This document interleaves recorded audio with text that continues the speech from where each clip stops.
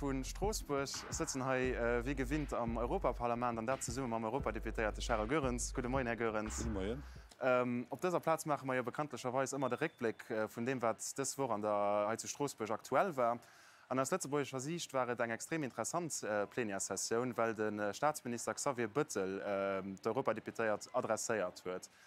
Hier ist notamment auf die vielen Ergangen, die momentan der EU befürchten. Und ich wollte ganz kurz mit dir ein Defi davon herauspicken, Herr Goerens. Und das ist das von der Autonomiestrategie. Das ist ein Thema, das an der Lage extrem viel diskutiert geht, als notamment Herrn Macron seinem Interview Politico. Ich wollte kurz mit dir gucken, Herr Goerens, wie sieht ihr das? Muss die EU mehr autonom gehen an welchen Bereichen? Also wir hängen da ganz viele Bereiche, sensible Bereiche auf von anderen, nicht einmal von China, was den Handel belangt, was die Produktion von Medikamenten belangt. Wir hängen ganz stark von Taiwan auf, was die Produktion von Mikrochippen belangt. Die brauchen wir unbedingt, wir können Autos zu bauen, elektronische Geräte. Wir sind an einer Dependance gekommen, die aber gefährlich ist. Wir haben auch gesehen, dass ein Teil von der Inflation sich entwickelt wird, weil die Lieferketten gestoppt werden. De man dass no der COVID-Krise explodeiert, an dodech sind Preise en Fläch an Lutgang an dat sind ungesunde Entwicklungen. Also das kein Ende von der Globalisation. Dat hecht bewusst oppassen, dat man genug an Stock hun an eventuell Sachen selber produzieren, a allem vorstellen, wie soll die Ökonomie an 10 Jahren ausgesehen, an den ganz Parteibereiche diese mal besetzen. Nicht nur alle Firmen, die eng europäische Societät a China zumerken, dat oprichten, dat as Verschwendung vu Geld, los man Neues oprichten und da gucken, dat man progressiv aus der Dependance rauskommen. Ja. Die Autonomiestrategie ist nicht dann von der Globalisierung, da hat Herr Bettel auch intern benutzt, dass die Open Autonomiestrategie, die Sache von ganz gut beschreibt. Für einen zurückzukommen, ob dem Herr Bettel redet, die hat auch dürfen intervenieren an der Pläne.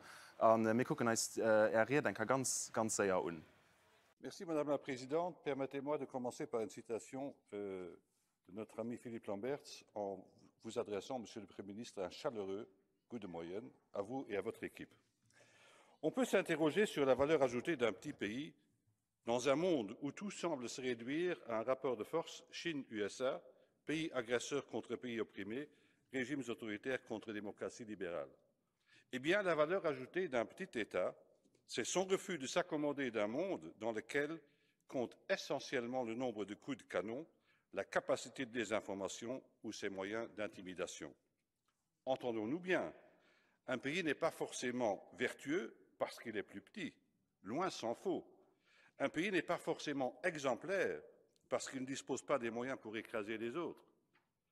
Mais un petit pays peut être utile, voire très utile, parce qu'il sait appréhender à un stade précoce des menaces existentielles que font peser sur lui les petites, moyennes et superpuissances.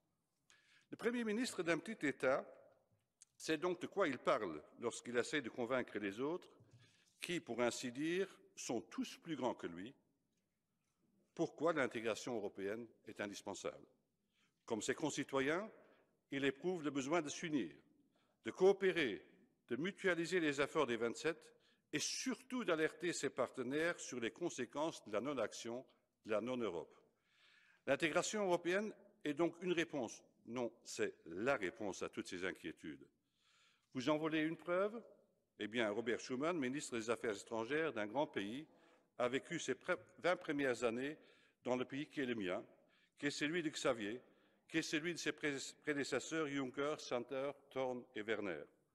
Croyez-vous qu'il s'agit d'un hasard de les avoir vus ou de les voir tous tiquer de la même façon, privilégier en toutes circonstances le droit plutôt que la force? Merci. Le frottement aux dures réalités d'un monde où seul semble compter le rapport de force, il me semble judicieux de rappeler à ceux qui sont grands, qui au sein de l'Union européenne, qu'il y a encore plus grand qu'eux à l'extérieur de celle-ci.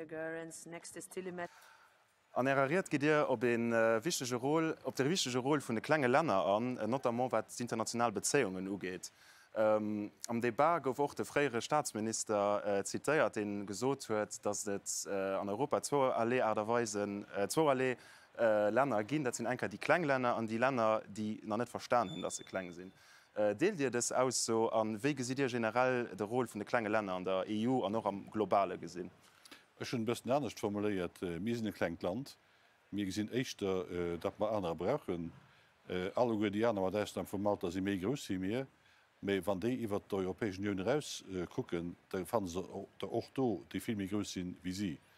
Also Land wie Frankreich huet en Sitz am UNO-Sicherheitsrat, ass nach ëmmer géet zum G7, Deutschland greiert zum G7, ass eng Wirtschaftsmocht, méi wann man gesinn, wat déi Länder einzel op vorbringen an Weise och an der Interaktion im europäesche Plan wirken, dann müssen sie auch angesehen, dass man autonomie die Amerikaner kein schlüssig Antwort wieso hätte ginn um 24. Februar 2022 als den Anfang von der russischen Invasion an die Ukraine.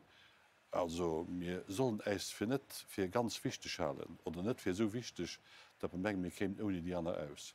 An dem Begriff für eine Open strategische Autonomie zurückzukommen, dass wir in einer multipolarer Welt, wir sollen nicht von engem Einzelnen aufhängig machen, wir sollen bei uns Sachen machen, die wir können machen, nicht alles, an der gegenseitig Aufhängigkeiten schaffen. Sodass jeder bei einem Bruch von der Relation ganz viel zu verlieren wird. Nämlich dann kann man alle gemeinsam gewinnen. Okay. Herr Görens, wie immer so ich vielmals merci für das Gespräch, für den Abblick. An ihr daheim vielmals merci für das Nachgucken. Wir sehen uns am Mai auf der Namensstadtplatz rum und ich wünsche euch bis dahin alles Gute. Bis dann.